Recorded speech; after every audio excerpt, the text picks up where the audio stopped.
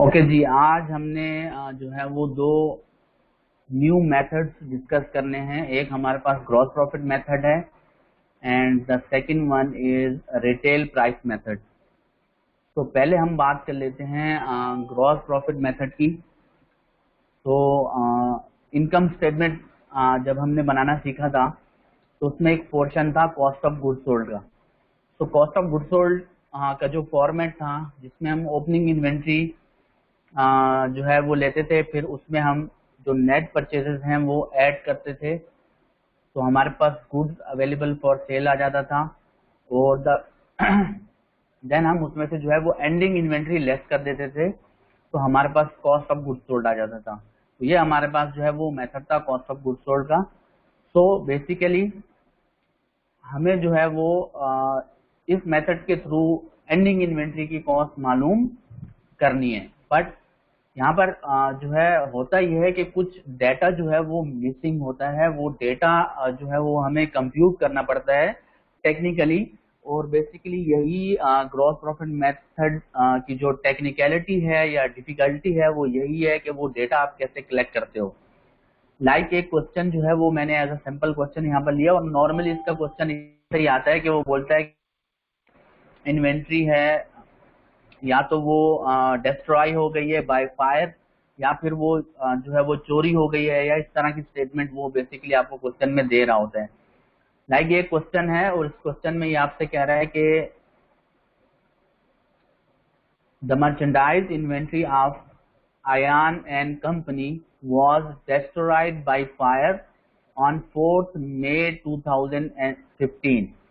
The following data were obtained from the accounting record. तो ये आपसे कह रहा है कि भाई 4 मई 2015 को जो है वो एक कंपनी है आयान एंड कंपनी, उसकी जो इन्वेंट्री मौजूद थी उसके स्टोर में, उस इन्वेंट्री को आग लग गई और वो पूरी की पूरी इन्वेंट्री जो है वो जल गई है। अब जो इन्वेंट्री मौजूद थी उसके पास, ठीक है, जो वो रात को छोड़ के गया था, शॉप बंद करके गया था या स्टोर बंद करके गया था, तो जो इन्वेंट्री उसके पास मौजूद थी उस इन्वेंट्री को हम बोलते हैं एंडिंग इन्वेंट्री। क्योंकि हमारे पास इन्वेंट्री की टाइप्स होती हैं, ठीक है। तो एक इन्वेंट्री वो होती है जो हम सेल कर देते हैं, एक इन्वेंट्री वो होती है जो कि हमारे पास मौजूद होती है। अब जो इन्वेंट्री उसकी शॉप में मौजूद थी जिसको आग लगी, वो इन्वेंट्री है जो कि शॉप में मौजूद थी, जो कि शॉप की एंडिंग इन्वेंट्री है, सही है। जो सेल कर ली है वो हमारे पास नहीं है, वो कस्टमर के पास चली गई, ठीक है। तो बेसिकली मुझे जो है जिस वैल्यू को कंप्यूट करना है दैट इज एंडिंग इन्वेंट्री, कि एंड पे जो इन्वेंट्री मौजूद थी, एंड पे जो इन्वेंट्री हमारे पास जो है वो बच गई थी जिसको आग लगी है, उसकी वैल्यू क्या है। अब डेटा ये क्या दे रहा है, बोल रहा है भाई आपके पास ओपनिंग इन्वेंट्री का, इसको पता है कि भाई मेरे पास जो है वो 1,20,000 थी इस पीरियड के स्टार्ट में, ठीक है। तो पीरियड के स्टार्ट में ओपनिंग इन्वेंट्री 1,20,000 की थी, 1,20,000 की गुड्स पीरियड के स्टार्ट में मौजूद थी। देन जो है वो फर्दर परचेज की गई इन्वेंट्री 10,56,000 की परचेज की गई है, एंड परचेज रिटर्न आपको गिवन है। तो परचेज रिटर्न हमारे पास जो है दैट इज 52,000। सेल्स गिवन है 28,70,000 रुपए की। सेल्स रिटर्न एंड अलाउंस है 8,000 की, और एस्टिमेटेड ग्रॉस प्रॉफिट रेट है 40%। तो सब चीजें मौजूद है सिवाय एक, that is ending inventory. Ending inventory मौजूद नहीं है। अब ये एंडिंग इन्वेंट्री निकलेगी कैसे, कैसे कंप्यूट होगी, उसके लिए हम चलते हैं अब एक्सेल के ऊपर। और सबसे पहले हम यहाँ लिखते हैं अपना वो कॉस्ट ऑफ गुड्स सोल्ड का फॉर्मेट जिसके थ्रू हम कॉस्ट ऑफ गुड्स सोल्ड निकालते थे। तो उसमें हम सबसे पहले बिगिनिंग इन्वेंट्री लेते थे, एंड बिगिनिंग इन्वेंट्री में हम ऐड करते थे नेट परचेजेस। तो हमारे पास यहाँ पर जो है वो नेट परचेजेस के लिए हम परचेजेस कंसीडर करते थे।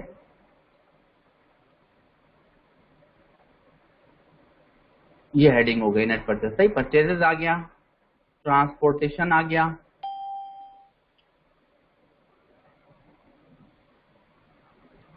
परचेज रिटर्न आ गया, एंड परचेज डिस्काउंट आ गया। सो परचेज नेट परचेजेस जो है वो इन चार चीजों का कॉम्बिनेशन होता है। हमने परचेजेस में ट्रांसपोर्टेशन को ऐड करना होता है, परचेज रिटर्न, परचेज डिस्काउंट को लेस करना होता है। जब हम ये सारा काम करते हैं तो हमारे पास यहाँ पर नेट परचेजेस जो है वो आ जाती हैं। तो हमने क्या करना है कि भाई यहाँ पर बिगिनिंग इन्वेंट्री ले लेनी है एंड देन हमने जो है वो परचेजेस यहाँ पर कंसीडर करनी है, उसमें ट्रांसपोर्टेशन को ऐड करना है, उसमें से जो है वो परचेज रिटर्न को हमें माइनस करना है, परचेज डिस्काउंट को माइनस करना है। और जब हम ये सारा काम कर लेंगे तो इसको हमने जो है वो पूरा कैलकुलेट कर लेना है इस सारे को, और इसकी जब कैलकुलेटेड वैल्यू आएगी वो हमारी नेट परचेज होगी, वो हम यहाँ लिखेंगे। क्योंकि हमने यहाँ लिखा था कि बिगिनिंग इन्वेंट्री में हमें जो है वो ऐड करनी है नेट परचेजेस को। तो जैसे ही नेट परचेजेस हमारे पास आ जाएंगी तो वो हम डायरेक्टली बिगिनिंग इन्वेंट्री के नीचे लिखेंगे, क्योंकि हमें इसमें जो है उसको ऐड करना है। जब हम इसको ऐड करेंगे तो हमारे पास आएगा गुड्स अवेलेबल फॉर सेल। तो ये हमारे पास कंप्यूट होके आ जाएगा, यानी कि ये गुड्स हमारे पास पहले से मौजूद थी, ये हमने नेट और परचेज की, तो टोटल ये गुड्स थी जो हमारे पास मौजूद थी, जो हम सेल कर सकते थे। ठीक है, तो इसमें से अब कुछ सेल हो गई। सही है, सिंपल। जो गुड्स हमारे पास इस पीरियड में अवेलेबल थी, मैं आया पीरियड के स्टार्ट में, और पीरियड की डेट कोई भी थी, मैं पीरियड के स्टार्ट में आया तो मेरी बिगिनिंग इन्वेंट्री ये मौजूद है। फिर पूरे पीरियड में मैंने फर्दर ये खरीदी, ठीक है, तो इन दोनों को इकट्ठा किया, तो ये टोटल गुड्स हैं जो मेरे पास शॉप में या फिर मेरे स्टोर में मौजूद हैं। नाउ ये गुड्स मैंने अपने पास क्यों रखी थी भाई? क्योंकि भाई इसमें से जो है वो मुझे सेल करनी थी। ठीक है, अब कुछ इसमें से सेल हो गई होंगी, ऐसा भी नहीं है कि पूरी की पूरी सेल हो गई होंगी। ठीक है, ऐसा किसी भी शॉप में नहीं होता कि पीरियड के एंड में जो है उसकी शॉप खाली पड़ी हो और आप जाओ और वो बोले कि यार सब बिक गया, ऐसा नहीं होता है। सही है, तो कुछ तो इसमें से सेल हो गया होगा और जो सेल नहीं हुआ होगा वो बच गया होगा। ठीक है, जो बच गया उसको हम बोलते हैं एंडिंग इन्वेंट्री। ठीक है, और जो सेल हो गया उसको हम बोलते हैं cost of goods sold, cost of goods sold. ठीक है, क्योंकि ये बिगिनिंग इन्वेंट्री भी कॉस्ट के ऊपर है, जो हमने परचेज किया वो भी अब कॉस्ट, कॉस्ट से मुराद जो मैंने पे की है वैल्यू, जो मैं उसको खरीद के लाया हूं और मैंने जो पैसे पे किए हैं, ठीक है, उसकी बात हो रही है। नाउ इसमें से कुछ हमारे पास जो बिक गई वो कॉस्ट ऑफ गुड्स सोल्ड हो गई, और जो इसमें से बच गई दैट इज एंडिंग इन्वेंट्री। ठीक है, नाउ हमें मालूम क्या करना है, हमें ये मालूम करना है, एंडिंग इन्वेंट्री मालूम करना है। ठीक है, तो एंडिंग इन्वेंट्री मालूम करने के लिए बाकी सारी चीजों के साथ ये आपका कॉस्ट ऑफ गुड्स सोल्ड भी आपको मालूम होना चाहिए। ठीक है, ये सारी चीजें और कॉस्ट ऑफ गुड्स सोल्ड अगर मालूम होगी तो फिर हमारे पास जो है वो एंडिंग इन्वेंट्री निकालना कोई मसला नहीं होगा, क्योंकि गुड्स अवेलेबल फॉर सेल में से अगर मैं यहां पर लेस कर दूं cost of goods sold,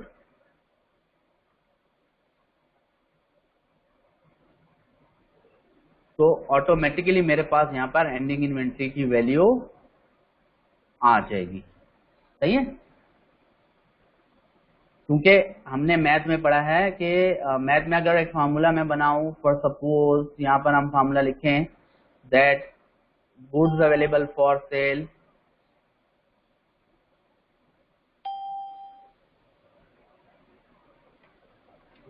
is equal to cost of goods sold plus ending inventory. अगर ये हमारे पास फार्मूला हो कि गुड्स अवेलेबल जो है वो बराबर हैं, इसमें से कुछ बिक जाती हैं और कुछ बच जाती हैं, ठीक है, तो इन दोनों की वैल्यू और गुड्स अवेलेबल फॉर सेल की वैल्यू जो है वो इक्वल होगी। जाहिर सी बात है, मैंने बोला था कि भाई ये जो मेरे पास गुड्स हैं इसमें से कुछ बिक जाएंगी, कुछ बच जाएंगी, तो इसकी टोटल वैल्यू इन दोनों का एडिशन ही होगा। सही है, नाउ अगर इन तीन चीजों में से मुझे गुड्स अवेलेबल फॉर सेल ये भी मालूम हो, अगर ये भी मुझे पता हो, इसकी वैल्यू भी मुझे पता हो, गुड्स अवेलेबल फॉर सेल की वैल्यू भी मुझे पता हो, और मुझे कॉस्ट ऑफ गुड्स सोल्ड भी पता हो, दो चीजें पता हो, तो तीसरी चीज निकालना कोई मसला नहीं है। जो यहाँ पर प्लस हो रहा है इसको उधर ले जाओगे तो माइनस हो जाएगा, तो गुड्स अवेलेबल फॉर सेल में से कॉस्ट ऑफ गुड्स सोल्ड को माइनस करोगे तो एंडिंग इन्वेंट्री आ जाएगी। यही काम मैंने यहाँ पर किया है कि गुड्स अवेलेबल फॉर सेल मौजूद है, इसमें से मैं लेस करूंगा कॉस्ट ऑफ गुड्स सोल्ड और ये लेस करूंगा तो मेरे पास आ जाएगी एंडिंग इन्वेंट्री। ठीक है, तो ये मेरा पूरा फॉर्मेट बन चुका है। अब ले दे के मुझे चीजें चाहिए, इसके अंदर जो सारी चीजें मुझे पुट करनी है वो चाहिए। अब उसके लिए मैं क्वेश्चन पे जाता हूँ और देता हूँ कि यार क्वेश्चन में मुझे कौन कौन सा डेटा गिवन है। तो सबसे पहली चीज जो गिवन है that is merchandise inventory opening 1,20,000, जो मुझे यहाँ चाहिए बिल्कुल मौजूद है भाई। तो ये तो मैंने यहाँ पर 1,20,000 जो है वो सबसे पहले लिख ली, ठीक है भाई। नाउ ये कह रहा था कि परचेजेस हमारे पास 10,56,000 की हैं, तो हाँ भाई परचेजेस भी चाहिए हमें 10,56,000 की, ये भी हमने लिख दी, ठीक है। नाउ परचेज के ऊपर कोई ट्रांसपोर्टेशन नहीं है, ना ही परचेज डिस्काउंट गिवन है, सिर्फ परचेज रिटर्न हमारे पास है 52,000 का, ठीक है। तो ट्रांसपोर्टेशन भी जीरो हो गया, रिटर्न हो गया 52,000 का, और डिस्काउंट भी जीरो हो गया, जो नहीं है वो जीरो है, सिंपल। अब हमारा फार्मूला क्या लगेगा, इज इक्वल टू, मैंने कहा था कि नेट परचेजेस के लिए परचेजेस में आपको ट्रांसपोर्टेशन को ऐड कर देना है और परचेज रिटर्न को और परचेज डिस्काउंट को माइनस कर देना है। तो यही फार्मूला हमने यहाँ लगा दिया, और आप भी कैलकुलेटर से ऐसे ही कैलकुलेट करोगे कि 10,56,000 में अगर ट्रांसपोर्टेशन होगा किसी क्वेश्चन में तो आप ऐड कर लोगे, और परचेज रिटर्न और परचेज डिस्काउंट को आप लेस कर दोगे, तो आपके पास नेट परचेजेस आ जाएंगी, जो कि हमारे पास यहाँ पर आ चुकी हैं 1,04,000 की, ठीक है, 10,04,000 की, सही है। जब ये दो चीजें आपके पास आ गई तो गुड्स अवेलेबल फॉर सेल भी आ जाएगा, क्योंकि गुड्स अवेलेबल फॉर सेल कब आता है, जब हम बिगिनिंग इन्वेंट्री में नेट परचेजेस को ऐड करते हैं। तो बिगिनिंग इन्वेंट्री 1,20,000 की वैल्यू मौजूद है, नेट परचेजेस की वैल्यू भी हम निकाल चुके हैं, तो हमने सिंपल इन दोनों को ऐड कर देना है। तो हमारे पास यहाँ पर गुड्स अवेलेबल फॉर सेल यहाँ पर आ चुका है, ठीक है। यहाँ तक तो सब ओके हो गया। नाउ हमें चाहिए अगर एंडिंग इन्वेंट्री, तो भाई हमें ये पता होना जरूरी है। अंटिल ये नहीं पता होगा तब तक हमारे पास एंडिंग इन्वेंट्री नहीं आ सकती, क्योंकि हमने बेसिकली क्या करना है, गुड्स अवेलेबल फॉर सेल में से माइनस करना है कॉस्ट ऑफ गुड्स सोल्ड को। तो जब इसको हम माइनस करेंगे तो हमारे पास यहाँ पर ऑटोमेटिकली एंडिंग इन्वेंट्री की वैल्यू आ जाएगी। अभी फिलहाल सेम आ रहा है क्योंकि कॉस्ट ऑफ गुड्स सोल्ड मौजूद नहीं है। नाउ सेकंड चीज हमें निकालनी पड़ेगी कॉस्ट ऑफ गुड्स सोल्ड। अब वो हम कैसे निकालेंगे, ये दूसरी टेक्निक है इसमें। तो उसके लिए हम देखते हैं जो फर्दर डेटा उसने हमें दिया है, उसने हमें यहाँ पर 3 फिगर्स और दिए हैं। एक उसने कहा है कि सेल, हमने कहा ठीक है भाई सेल कितने की है, सेल 28,70,000, 28,70,000, ठीक है भाई जबरदस्त हो गई। सेल रिटर्न उसने दिए हमें, हमने भी यहाँ पर कहा कि सेल्स रिटर्न ले लो भाई। सेल्स रिटर्न कितनी है भाई 8,000 की, और मैंने भी 8,000 यहाँ पर। नाउ नेट सेल निकालनी है हमें पता है कि भाई नेट सेल निकालने के लिए सेल रिटर्न और सेल डिस्काउंट दोनों लेस होते हैं सेल में से, तो सेल माइनस सेल्स रिटर्न ये हमने किया, तो हमारे पास यहाँ पर आ गई नेट सेल। ये सबको पहले से पता है कि नेट सेल कैसे निकलती है, सेल में से सेल रिटर्न और सेल डिस्काउंट को माइनस करते हैं। फिलहाल सेल रिटर्न है तो सिर्फ सेल रिटर्न माइनस करेंगे, दोनों होंगे तो दोनों माइनस करेंगे। तो यहाँ हमारे पास नेट सेल आ चुकी है। नाउ नेट सेल जब आ जाए तो उसके बाद हमने पढ़ा है फाइनेंशियल स्टेटमेंट का एनालिसिस, और उसमें हमने एक एनालिसिस पढ़ा है जिसका नाम था वर्टिकल एनालिसिस, सही है। तो वर्टिकल एनालिसिस हमने पढ़ा है, और हमने जो है उसमें ये पढ़ा है कि भाई सेल जो है वो हमेशा 100% होती है, सेल जो है वो 100% होती है, ठीक है, ये चीज हमने पढ़ी थी। तो सेल हो गई 100%। नाउ हमें वो बोल रहा है कि भाई ग्रॉस प्रॉफिट 41% है, तो सेल में से लेस होती है क्या, कॉस्ट ऑफ गुड्स सोल्ड, सही है, ये भी सबको पता है, सेल में से लेस होता है कॉस्ट ऑफ गुड्स सोल्ड, तो हमारे पास आता है ग्रॉस प्रॉफिट। अभी पिछले मेथड्स में भी हमने पढ़ा, और ये तो बचपन से पढ़ते हुए हम आ रहे हैं, और 55 के हो गए अभी तक, हमें समझ आ जाना चाहिए कि सेल में से हम कॉस्ट ऑफ गुड्स सोल्ड को लेस करते हैं तो हमारे पास आ जाता है ग्रॉस प्रॉफिट, सही है, यहां तक सिंपल है। नो नेट सेल 100% है, कॉस्ट ऑफ गुड्स सोल्ड हमें नहीं पता, तो ग्रॉस प्रॉफिट का हमें बोल रहा है कि 41% है, इसकी परसेंटेज दी है।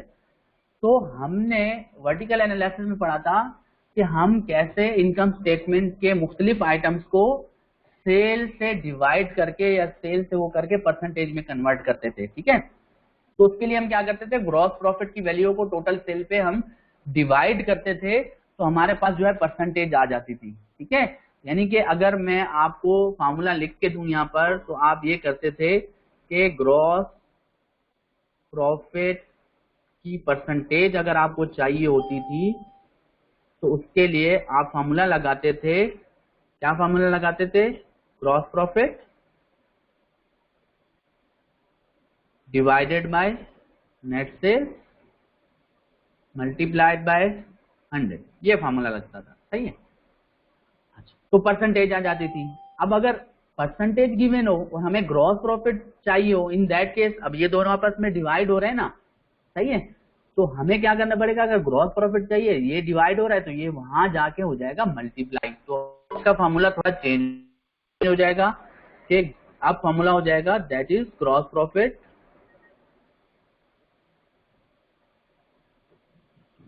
इज इक्वल टू, ठीक है, ग्रॉस प्रॉफिट यहाँ पर अकेला रह गया, ये आगे मल्टीप्लाई हो गया ग्रॉस प्रॉफिट की परसेंटेज, यानी कि percentage multiplied by net sales, ये फार्मूला बन गया इसका। सही है। अगर ग्रॉस प्रॉफिट चाहिए तो भाई आपको परसेंटेज को नेट सेल से मल्टीप्लाई करना पड़ेगा, ये फार्मूला आपका बन गया। अब परसेंटेज हमारे पास मौजूद है और नेट सेल भी हमारे पास मौजूद है, इन दोनों को जब मल्टीप्लाई करेंगे तो वापस ग्रॉस प्रॉफिट की वैल्यू आ जाएगी। तो मैं यहाँ पर सिंपल क्या कर रहा हूँ, 28,62,000 का 41% निकालूंगा, तो ये मेरे पास आ गई ग्रॉस प्रॉफिट की वैल्यू। अगर ग्रॉस प्रॉफिट आ गया है, नेट सेल पता है, तो कॉस्ट ऑफ गुड्स सोल्ड निकालना कोई मसले वाली बात नहीं है, क्योंकि हमें पता है कि रिवर्स कैलकुलेशन में हमें क्या करना होता है, तो वो पता है सिंपल। इसमें से इसको माइनस किया तो ये वाली वैल्यू आ गई। सही है। इसमें से इसको माइनस किया तो ये वाली वैल्यू आ गई। नाउ ये क्या वैल्यू होगी भाई? तो उसके लिए भाई सिंपल इन दोनों का डिफरेंस निकाल लो। 28,62,000 माइनस 11,73,420, इन दोनों का डिफरेंस जो है वो आपकी कॉस्ट ऑफ गुड्स सोल्ड होगी, वो मैंने यहाँ पर लिख दी। सही है। अगर इन दोनों को मैं यहाँ पर ऐड सेलेक्ट करता हूँ तो आप देखें 28,62,000 28,62,000 इसका सम आ रहा है। ठीक है। तो इसमें से ये माइनस हुआ तो ये आ गया। इस तरीके से मैंने यहाँ पर कॉस्ट ऑफ गुड्स सोल्ड अपनी कंप्यूट कर ली। अगर कॉस्ट ऑफ गुड्स सोल्ड आ गई तो सिंपली आपको यहाँ पर पुट करना है 1688,580, आपने ये पुट करना है। जैसे ही आप यहाँ पर पुट करोगे तो आपके पास यहाँ पर एंडिंग इन्वेंट्री की वैल्यू आ जाएगी, जो कि यहाँ पर माइनस में आ रही है। वो माइनस में इस वजह से आ रही है क्योंकि ये जो बिगिनिंग इन्वेंट्री की वैल्यू है, ये क्वेश्चन में कुछ और लिखी हुई थी, बट थोड़ा सा मुझे समझ में नहीं आया कि वो फिगर क्या लिखा हुआ था, बट आई थिंक ये 11,20,000 लिखा हुआ था। सही है। तो मैं यहाँ क्वेश्चन में भी इसको 11,20,000 कर देता हूँ। ठीक है। 11,20,000 लिखा हुआ था, उस टाइम पे वो 1 मेरी समझ में आया नहीं था। ठीक है।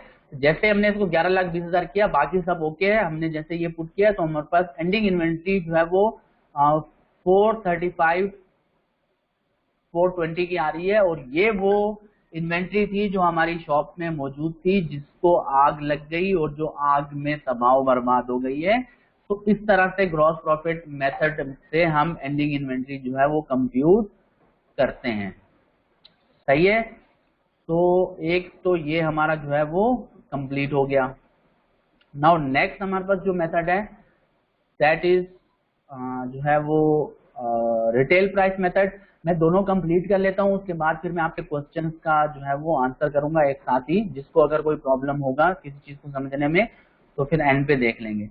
नाउ सेकंड हमारे पास है retail price method. Now retail price method का क्वेश्चन इस तरह से होता है,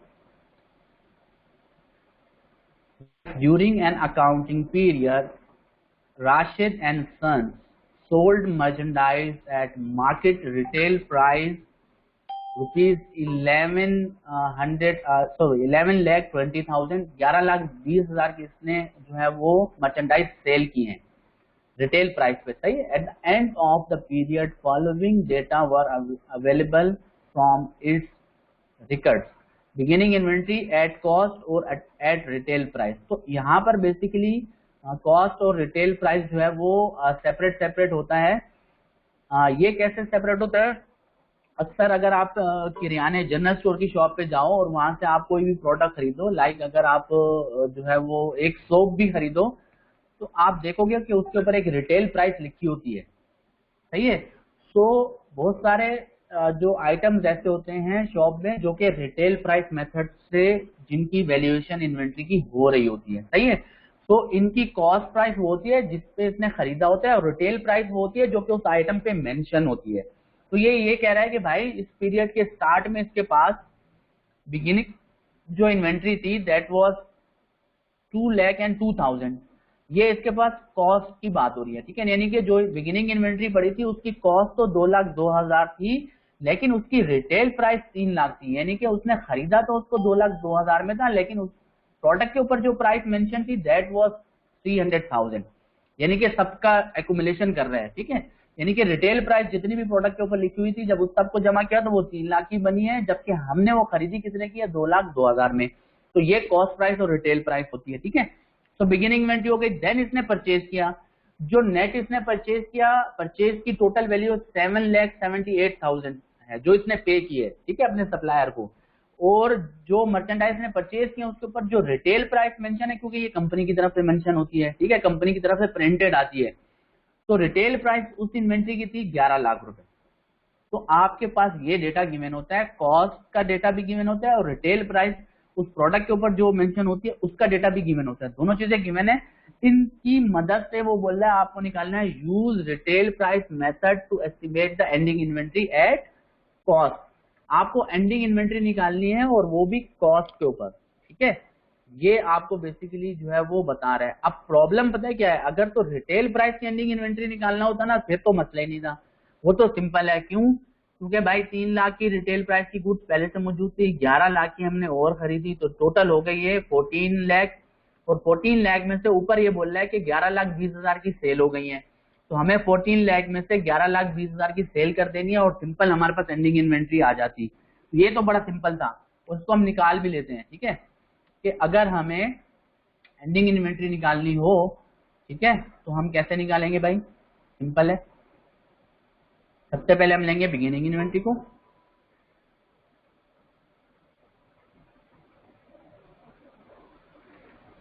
और बिगिनिंग इन्वेंट्री में हम ऐड कर देंगे परचेजेस को,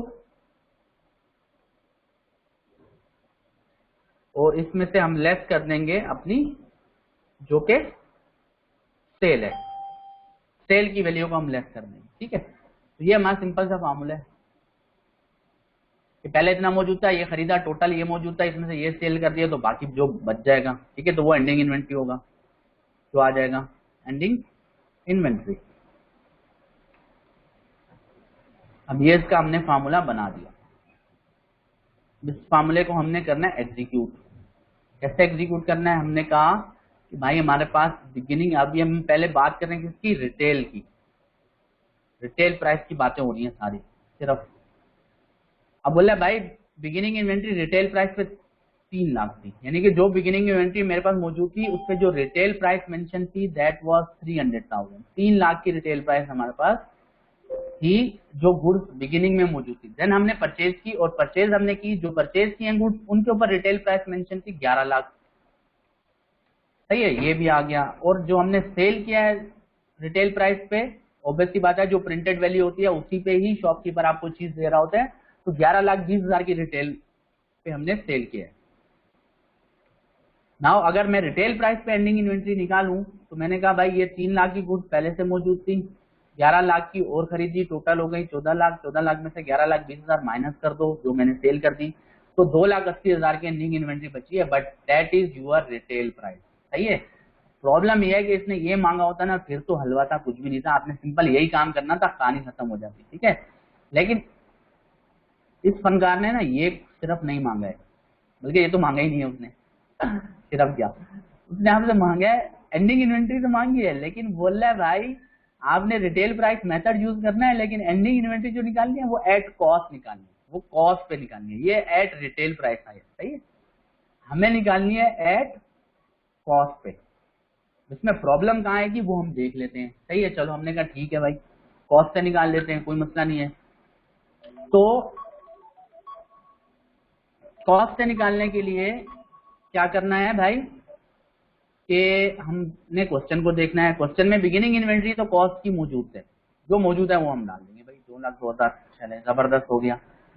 परचेजेस भी मौजूद है, कॉस्ट की, ठीक है, यानी कि जो हमने परचेज किया उसकी कॉस्ट भी मौजूद है, जो बिगिनिंग इन्वेंट्री हमारे पास थी उसकी कॉस्ट भी मौजूद है, दोनों की कॉस्ट मौजूद है। प्रॉब्लम ये है क्या चीज नहीं है, that is cost of goods sold, ये नहीं है हमारे पास। सेल की वैल्यू तो है लेकिन ये रिटेल प्राइस पे है, ठीक है, कॉस्ट नहीं है। मुझे कॉस्ट चाहिए, यहाँ पर कॉस्ट आएगी तभी तो मैं निकालूंगा। ये बिगिनिंग कॉस्ट हो गई और ये जो मैंने बाद में खरीदी, ठीक है, तो बिगिनिंग इन्वेंट्री और परचेजेस को ऐड करते हैं तो गुड्स अवेलेबल फॉर सेल आता है, फिर उसमें से हम कॉस्ट ऑफ गुड्स सोल्ड को लेस करते हैं। अभी हमने ग्रॉस प्रॉफिट मेथड में भी ये चीज सीखा, तो फिर हमारे पास जो है वो कॉस्ट ऑफ एंडिंग इन्वेंट्री आती है। तो फिलहाल 9,80,000 आ रही है, जो कि पॉसिबल नहीं है क्योंकि मेरे पास यहाँ पर रिटेल, ऐसा कैसे हो सकता है कि जो गुड्स मैंने बेचनी है, एंडिंग जो मेरे पास इन्वेंट्री मौजूद है वो बेचनी मैंने 2,80,000 की है, लेकिन वो मैंने खरीदी 9,80,000 की है, दैट इज नॉट पॉसिबल। वो इस वजह से क्योंकि यहाँ पर कॉस्ट नहीं है। अब कॉस्ट कैसे निकालेंगे, ये मेन चीज है, सही है। तो उसके लिए हमें पहले निकालना पड़ेगा कॉस्ट की परसेंटेज, ठीक है। मोस्ट इंपोर्टेंट दो फार्मूलाज हैं, जिसको ये फार्मूला समझ में आ गया, ये हलवा है, कुछ भी नहीं। कॉस्ट की परसेंटेज निकालनी पड़ेगी हमें, और कॉस्ट की परसेंटेज हम कैसे निकालेंगे, बड़ी आसानी से निकल आएगी, कोई मसले वाली बात नहीं है।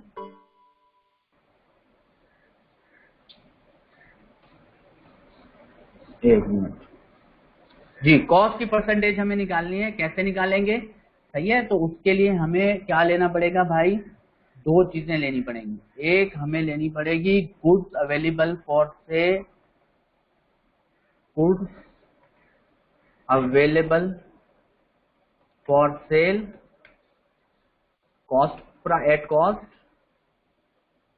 और इसी को हमने जो है वो डिवाइड कर देना है goods available for cell,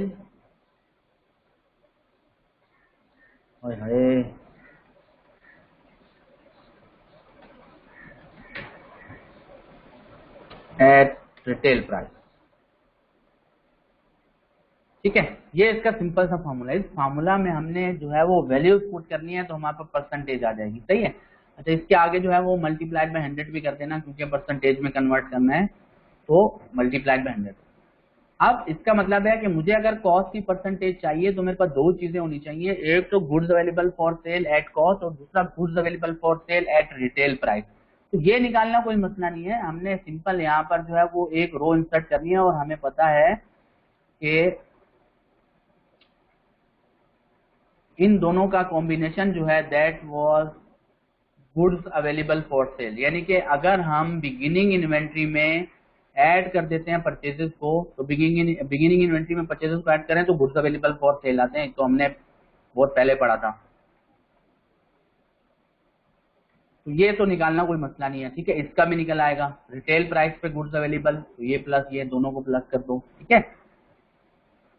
now यहाँ पर फॉर्मूला चेंज हो जाएगा, क्योंकि अगर हमने अब यहाँ पर गुड्स अवेलेबल फॉर सेल निकाल ली है, तो अब इसमें से हमें जो है वो ये माइनस ये फार्मूला लगाना पड़ेगा।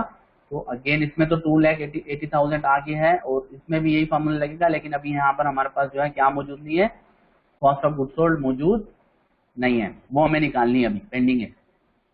तो ये दो चीजें जो है ये हमें निकालनी थी, गुड्स अवेलेबल फॉर सेल, क्योंकि फार्मूला ने रिक्वायर किया तो हमने एक रो इंसर्ट करके पहले ये निकाल लिया।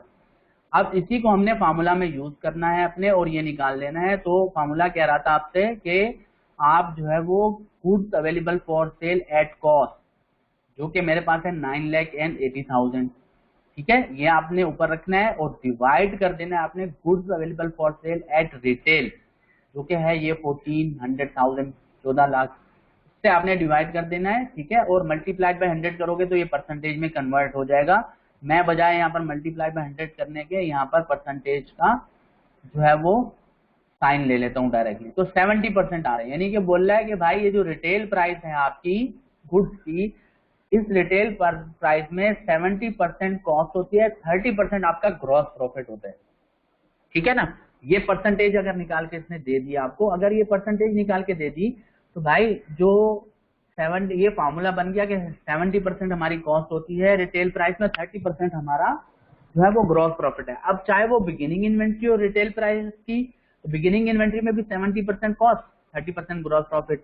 जो हमने परचेज किया इसमें भी सेम फार्मूला, 11 लाख की परचेज किए हैं तो इसमें भी हमारे पास जो है वो 70% कॉस्ट, 30% जो है वो ग्रॉस प्रॉफिट। ठीक है, इसी तरह जो एंड में बचा, ठीक है, तो इसमें एंड वाले में भी भाई हमारा जो है वो क्या आ जाएगा, एंड वाले में भी बड़ा सिंपल है कि हमारा 30% ग्रॉस प्रॉफिट और 70% हमारी कॉस्ट। ये सिंपल सा फार्मूला हमने निकाल लिया कि भाई जो भी हमारी रिटेल प्राइस की वैल्यू होती है उसकी 70% तो हमारी कॉस्ट होती है।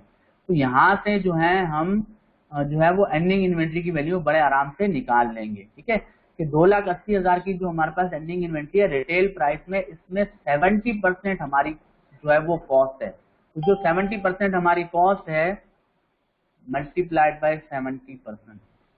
ठीक है, तो एंडिंग इन्वेंट्री में 70% हमारी कॉस्ट है, 30% हमारा ग्रॉस प्रॉफिट है। तो हमारी एंडिंग इन्वेंट्री एट कॉस्ट जो आएगी वो 70% निकाल लोगे आप रिटेल प्राइस की एंडिंग इन्वेंट्री का, तो 1,96,000 आ गई।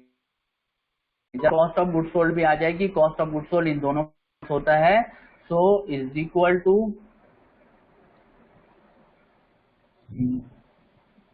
9,80,000 माइनस 1,96,000।